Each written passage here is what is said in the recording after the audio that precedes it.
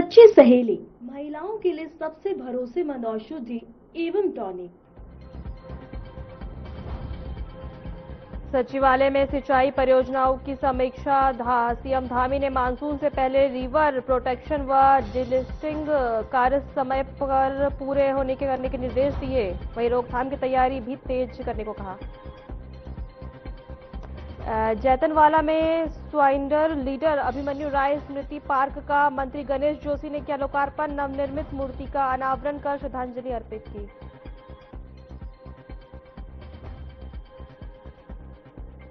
BJP प्रदेश मुख्यालय में किसान मोर्चा की बैठक। बीबीजी रामजी योजना के गांव-गांव तक पहुंचने के लिए पदाधिकारियों को प्रशिक्षण व निर्देश।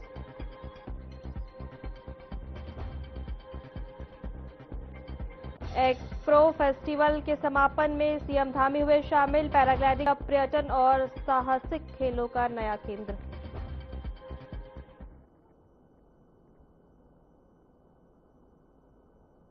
नमस्कार, मैं हूं आपके साथ सोनम। बुलेटिन की शुरुआत करते हैं। 1 फरवरी को केंद्र सरकार देश का आम बजट पेश करने जा रहा है, जिसे लेकर आम जनता में काफी उम्मीदें हैं। वहीं मुख्यमंत्री पुष्कर सिंह धामी ने कहा है कि हर बार की तरह केंद्र सरकार से उत्तराखंड के लिए विशेष सहयोग की उम्मीद है। मुख्यमंत्री ने कहा है कि आम बजट में राज्य के विकास से जुड़ी कई महत्वपूर्ण योजनाएं शामिल हो सकती है, जिससे उत्तराखंड विकसित भारत के संकल्प में अपना और बेहतर योगदान दे सकेगा। उन्होंने विशेष रूप में सीमांत जट की नई योजनाएं आने की उम्मीद जताई है।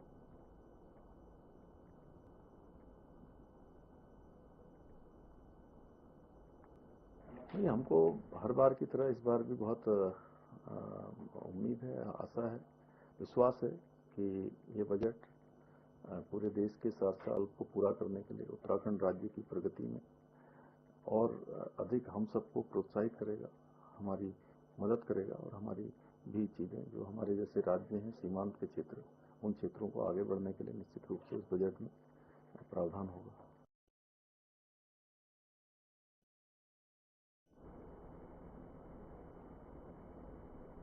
हल्द्वानी नगर निगम द्वारा गौलापार स्थित टचिंग ग्राउंड में लगाया गया लीगेसी प्लांट बंद हो गया है। दरअसल कूड़ा निस्तारण के लिए आपको बता दें कि नए निगम द्वारा जो है tender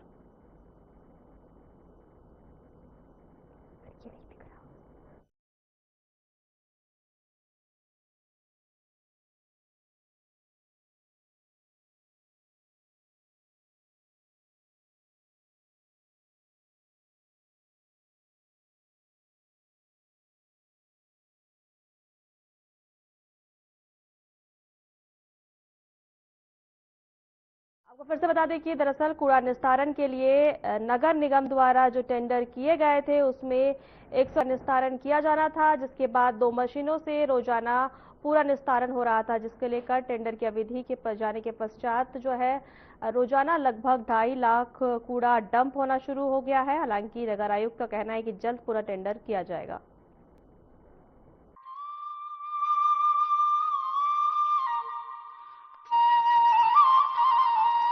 doctor ortho Ayurvedic oil और कैप्सूल, अब दर्द भी घुटने टेकेगा।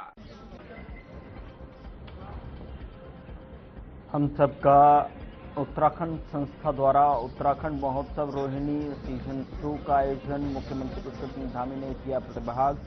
उत्तराखंड की लोक विरासत को समर्पित आयोजन किया। कोटद्वार पहुंचे सीएम पुष्कर सिंह धामी। 2 दिवसीय बर्ड फेस्टिवल में सीएम धामी ने की शिरकत। 330 करोड़ की विकास योजनाओं को किया शिलान्यास और लोकार्पण।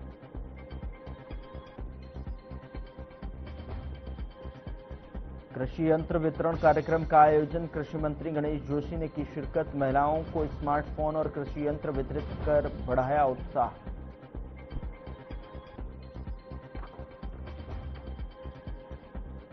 देहरादून में एनकॉर्ड जनपद स्तरीय बैठक आयोजित। डीएम सविन बंसल ने की अध्यक्षता। नशे की रोकथाम को लेकर हुई बैठक।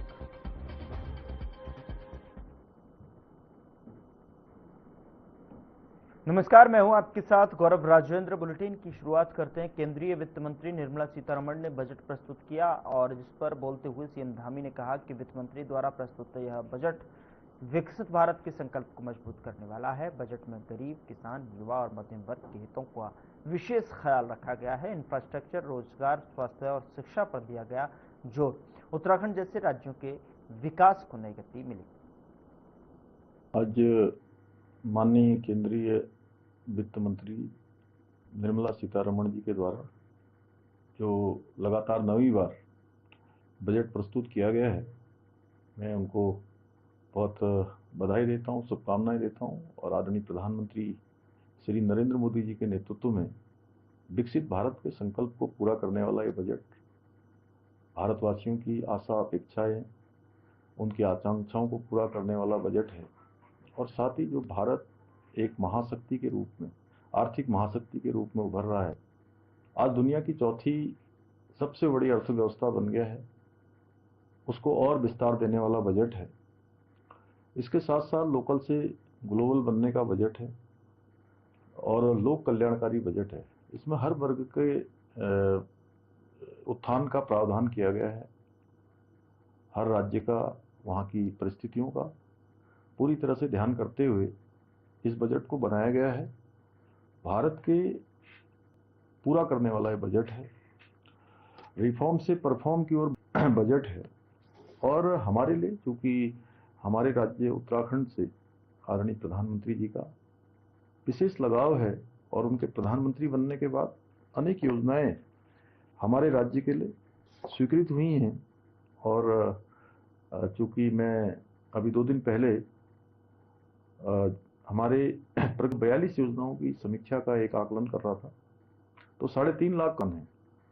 इस बजट में हमारे जैसे पर्वतीय राज्य की आवश्यकताओं को ध्यान में रखकर पर्यटन, कृषि, उद्योग, युवा, महिला सशक्तिकरण की दिशा में भी इसमें ध्यान प्रावधान हुआ है। और प्रधानमंत्री जी के नेतृत्व में यह बजट आत्मनिर्भर उत्तराखंड के हमारे लक्ष्य को साकार करने वाला बजट है।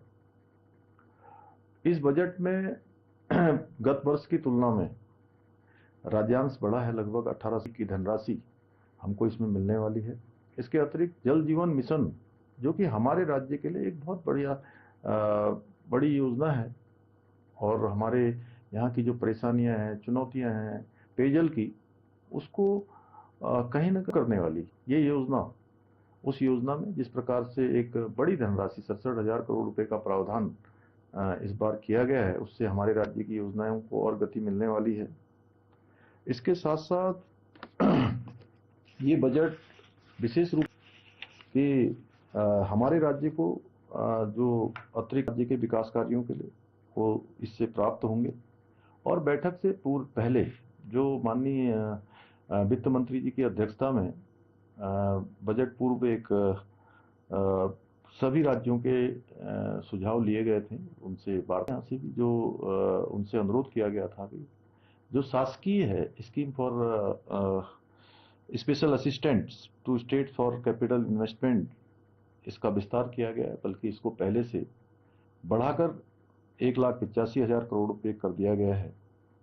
यह ब्याज मुक्त योजना विगत वर्षों में उत्तराखंड के लिए बहुत लाभकारी रही है। इसी प्रकार इको टूरिज्म को बढ़ावा देने के लिए जो पर्वतीय टेल्स की घोषणा की गई है, उससे हवाई संपर्क उड़ान योजना विस्तारित उसका स्वरूप होगा। टियर 2, टियर 3 शहरों पर विशेष फोकस होगा।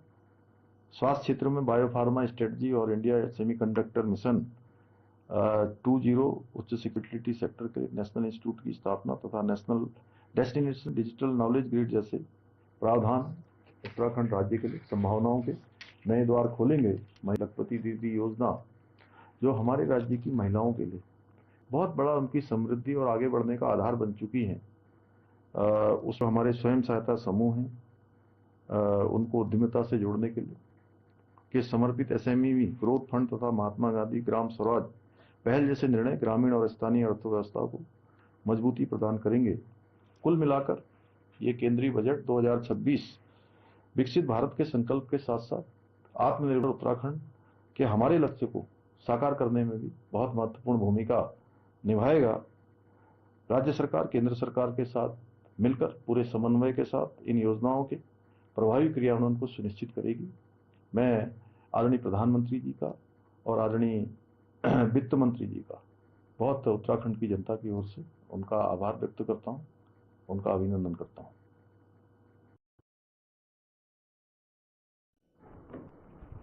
पुष्कर सिंह धामी के नेतृत्व में उत्तराखंड सरकार द्वारा संचालित जन जन की राज्य में जन सरोकारों को धरातल पर उतारने का एक सशक्त और प्रभावी माध्यम बनकर उभरा है।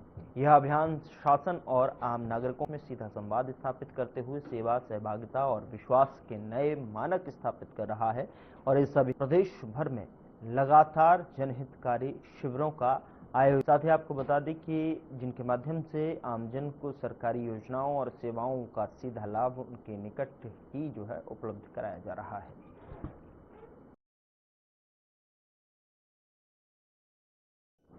बंदरों का आतंक आम लोगों के लिए बड़ी समस्या बन गया है, जिससे लोगों में लगातार नाराजगी बढ़ रही है। आए दिन बंदर घरों में घुसकर नुकसान कर रहे हैं, जिससे नगर निगम के प्रति असंतोष गहराता जा रहा है। हालांकि लंबे समय बाद नगर निगम ने बंदरों को पकड़ने का अभियान शुरू किया। लोगों का कहना है कि यह केवल खाना पूर्ति है। निगम के ढीले रवैये से नाराज लोग बड़े स्तर पर अभियान चलाने की मांग कर रहे हैं। वहीं नगर निगम के मेयर के नगर के 40 वार्डों में बंदर जो है पकड़ने का अभियान शुरू किया गया है और जल्द ही लोगों को राहत मिलेगी।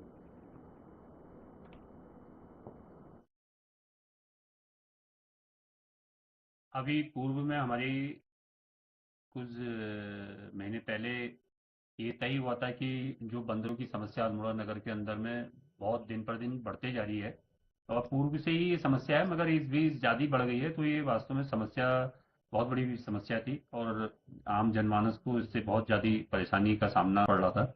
तो हम लोगों ने ये तय किया कि पहले हम लोग ई टेंडरिंग के द्वारा इसको पकड़ने की व्यवस्था बना रहे थे, मगर वो हो नहीं पाई।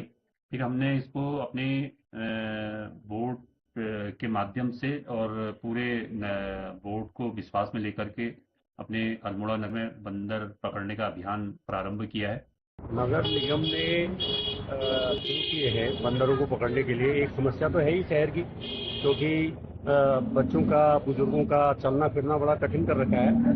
यहाँ तक कि हाथों से भी झपट के और कई लोगों को काट भी दिया है। तो ये समस्या तो है नगर की। इस समस्या के निदान के लिए हमारे सभी लोगों, जनता की ओर से भी नगर निगम को अवगत कराया गया है। मेयर साहब से भी व्यक्तिगत रूप से हमने कहा कि भाई इस समस्या के समाधान के लिए कुछ प्रयास किए जाएं आपके द्वारा। तो उन्होंने बताया कि अभी वो कह रहे हैं कि हम लोग जो है इसलिए प्रयासरत हैं और अभी एक 15-16 बंदर जो है पांडेखोला से अभियान शुरू किया है, टीम बुला रखी है। उधर खटीमा के प्रतापपुर इलाके में स्कूल बस और बाइक की जोरदार टक्कर से बाइक सवार युवकों की मौत का मामला सामने आया है। सूचना पर नानक मत्ता पुलिस ने शव को जो है कब्जे में लेकर पोस्टमार्टम के लिए भेज दिया है। वहीं इस घटना से परिजनों में कोहराम मचा हुआ है।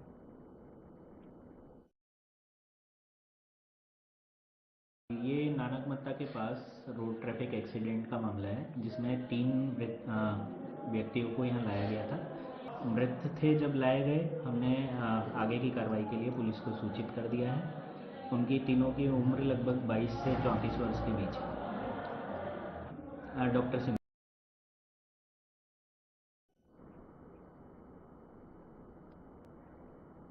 उधर मुख्यमंत्री पुष्कर सिंह धामी ने दिल्ली के रोहिणी में हम सबका उत्तराखंड संस्था द्वारा आयोजित उत्तराखंड के महोत्सव रोहिणी सीजन 2 में प्रतिभाग किया और इस बड़ी संख्या में प्रवासी उत्तराखंडी लोक कलाकार, युवा एवं महिलाएं उपस्थित रहीं। मुख्यमंत्री ने कार्यक्रम स्थल पर लोक कलाकारों का उत्साहवर्धन किया और उत्तराखंड की संस्कृति, परंपराओं और लोक विरासत को समर्पित इस आयोजन की सराहना की।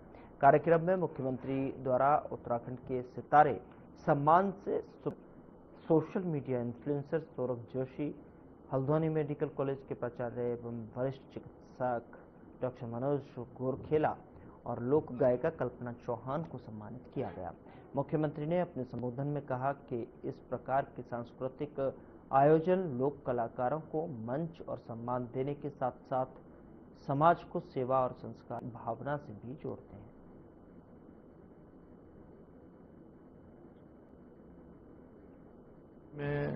हम सबका उत्तराखंड संस्था के द्वारा ये शानदार कार्यक्रम उत्तराखंड महोत्सव का आयोजन किया गया है, जिससे उत्तराखंड के लोक कलाकारों को भी एक मंच मिलेगा वहाँ की स्थानीय जो हमारी बोली, परंपरा, भाषाएं हैं, उत्पाद हैं, उन सभी को मौका मिलेगा और पीढ़ी दर पीढ़ी ये चीजें बढ़ेंगी। उत्तराखंड की लोक संस्कृति को भी अवसर मिलेगा। आज उत्तराखंड अनेक क्षेत्रों में आदरणीय प्रधानमंत्री नरेंद्र मोदी जी के नेतृत्व में अनेक नवाचार कर रहा है, नए नए निर्णय ले रहा है और प्रगति के पथ पर आगे बढ़ रहा है। सम्मान मंच पर आए और उत्तराखंड के सितारे सम्मान माननीय मुख्यमंत्री महोदय के कर कमलों से करें और ये सम्मान उत्तराखंड के सितारे आपको यहाँ।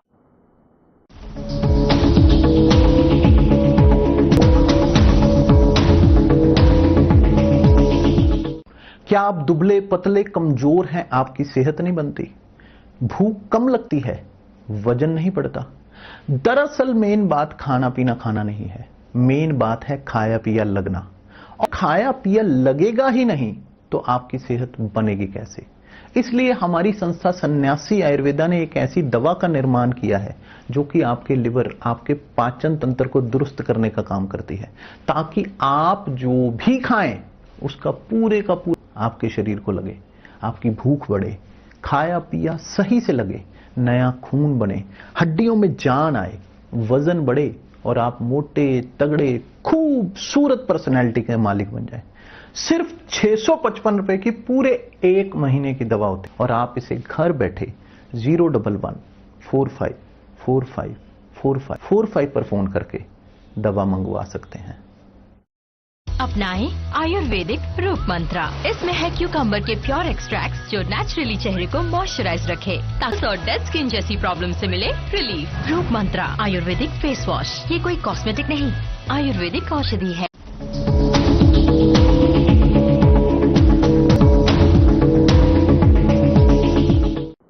मुख्यमंत्री पुष्कर सिंह धामी अपने एक दिवसीय दौरे पर कोटद्वार पहुंचे। देहरादून से कोटद्वार के ग्रंथगंज पर पहुंचे हैं और अब बता दें कि सीएम धामी ने सबसे पहले बाबा सिद्धवली मंदिर की और उसके बाद सड़क मार्ग से स्नेह वर्ल्ड फेस्टिवल में पहुंचे, जहां सीएम पुष्कर सिंह धामी ने 2 दिवसीय वर्ल्ड फेस्टिवल का उद्घाटन करते हुए जनपद पौड़ी की 330 करोड़ की विकास का शिलान्यास और लोकार्पण किया। और इस दौरान सीएम धामी ने स्नेह वर्ल्ड फेस्टिवल को कोटद्वार के लिए ऐतिहासिक करार दिया।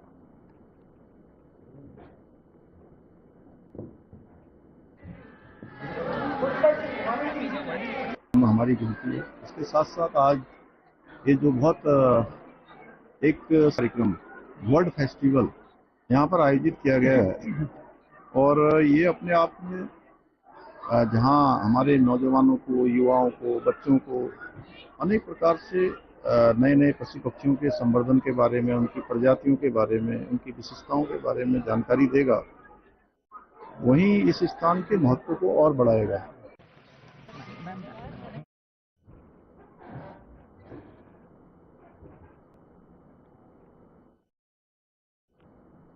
यहाँ रुक रहे हैं एक छोटे से ब्रेक के लिए। ब्रेक के उस पार खबरों का सिलसिला लगातार जारी है।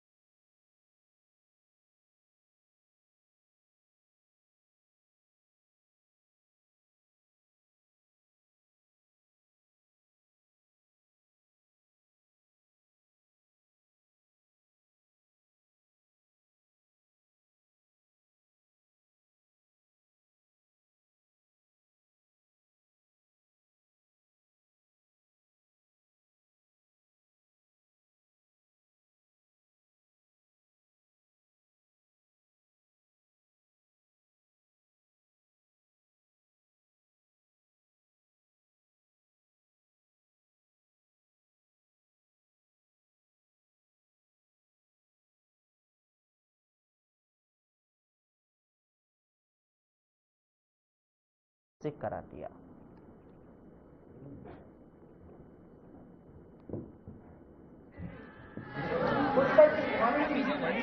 हिंदुस्तान के समय हमारी गिनती है। इसके साथ साथ आज ये जो बहुत एक शानदार कार्यक्रम वर्ल्ड फेस्टिवल यहाँ पर आयोजित किया गया है और ये अपने आप में जहाँ हमारे नौजवानों को, युवाओं को, बच्चों को अनेक नए नए पशु पक्षियों के संवर्धन के बारे में, उनकी प्रजातियों के बारे में, उनकी विशेषताओं के बारे में जानकारी देगा, वहीं इस स्थान के महत्व को और बढ़ाएगा।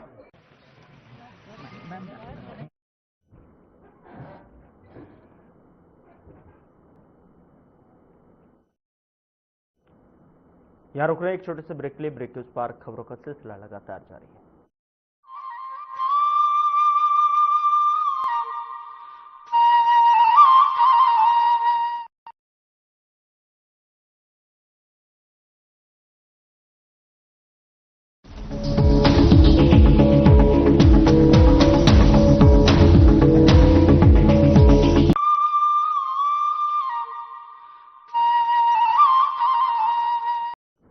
ब्रेक के बाद स्वागत है आपका। खबरों में आगे बढ़ते हैं। देहरादून के विकास नगर क्षेत्र में कश्मीरी युवकों के साथ हुई मारपीट प्रकरण में जम्मू कश्मीर के मुख्यमंत्री ने उत्तराखंड के मुख्यमंत्री पुष्कर सिंह धामी से बातचीत की है और बता दें आपको कि वहीं सीएम ने स्पष्ट कर दिया है कि उत्तराखंड में सभी का स्वागत है, साथ ही कोई भी गलत करेगा तो उसके खिलाफ कानूनी कड़ी कार्रवाई करेगा। और वहीं विकास नगर मामले में पुलिस ने पहले ही कड़ा एक्शन लेने का काम किया है।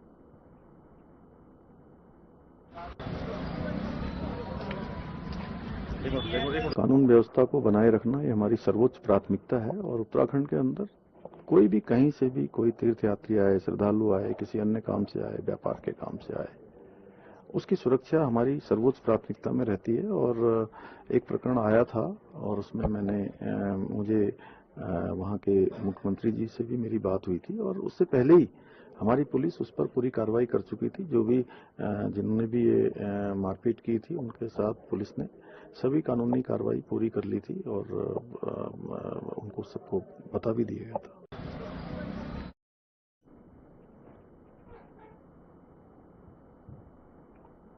उधर कोटद्वार झंडीचौड़ स्थित राजकीय इंटर कॉलेज में वार्षिकोत्सव और फर्नीचर वितरण कार्यक्रम उत्साहपूर्ण तरीके से हुआ। बता दें कि कार्यक्रम में मुख्य अतिथि विधानसभा अध्यक्ष रितु खंडूड़ी भूषण रहे। उन्होंने अपनी विधायक निधि से स्कूल को 345 फर्नीचर दिए। लंबे समय से फर्नीचर की कमी थी जिससे परेशानी हो रही थी। नए फर्नीचर से अब छात्रों को पढ़ाई के लिए बेहतर और सुरक्षित वातावरण मिलेगा।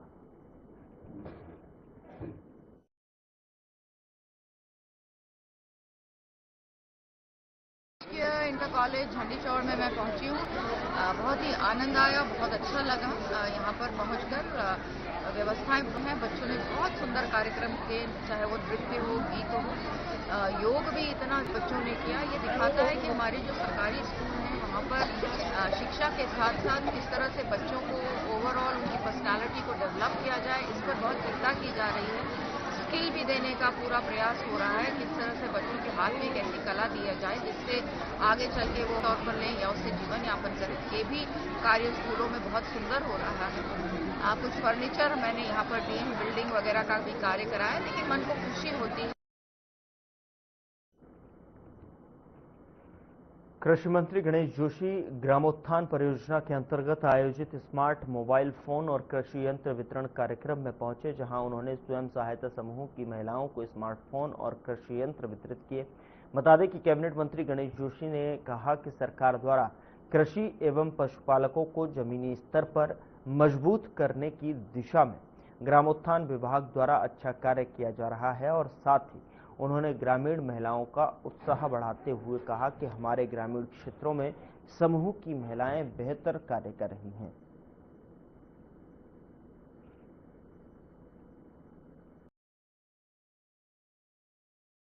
विभाग मेरे पास है, लगातार महिलाओं के उत्थान के लिए काम कर रहा है। किस प्रकार से हमारी महिलाओं का बोझ कम हो। आज हमने श्रम न्यूनतीकरण किट व स्मार्टफोन यहां पर वितरित किए हैं, जिससे इनका श्रम कम लगेगा, टाइम की बचत होगी। वहीं स्मार्टफोन के माध्यम से आज हर चीज का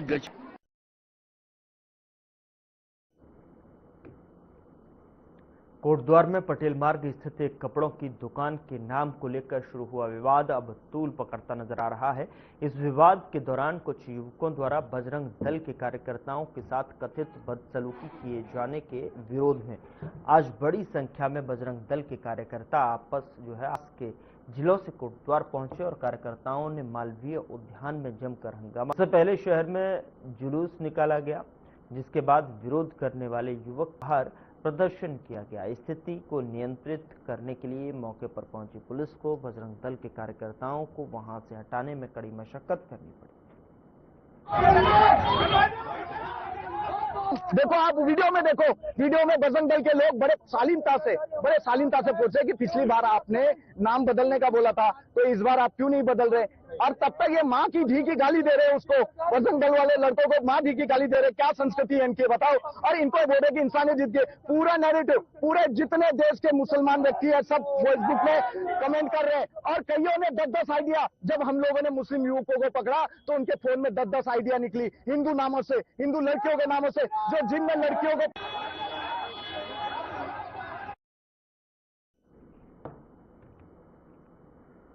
उधर प्रयागराज से काशी पहुंचे शंकराचार्य अभिमुक्तेश्वरानंद ने योगी सरकार को 40 दिनों का अल्टीमेटम दिया है। इसी बीच बद्रीनाथ धाम से जुड़ा एक बड़ा धार्मिक संकेत सामने आया है।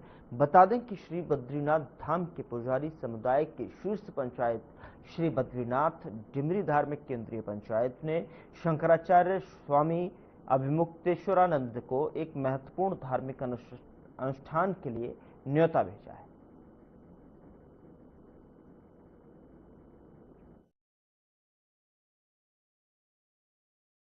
भारत के 4 धामों में सर्वश्रेष्ठ धाम के रूप में श्री बद्रीनाथ धाम के कपाट आगामी 23 अप्रैल को प्रातः 6:15 पर खुलेंगे।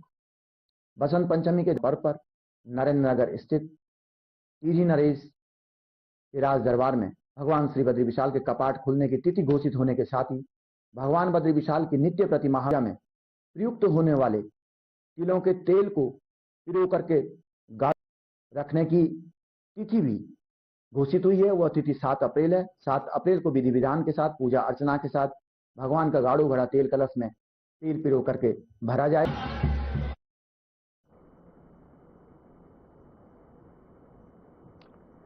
शंकराचार्य अभिमुक्तेश्वरानंद ने जो है योगी सरकार को 40 दिनों का अल्टीमेटम दिया है, महत्वपूर्ण धार्मिक अनुष्ठान का न्योता भेजा। फिलहाल बुलेटिन में इतना ही। नमस्कार।